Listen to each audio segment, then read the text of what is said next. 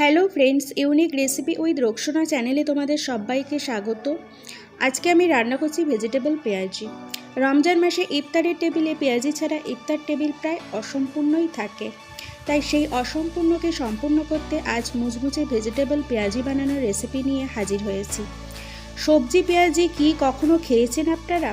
যদি না খেয়ে থাকেন তাহলে আজ সবজির পেঁয়াজি রেসিপি শিখে নিন, খুবই অল্প সময়ে তৈরি করা যায়।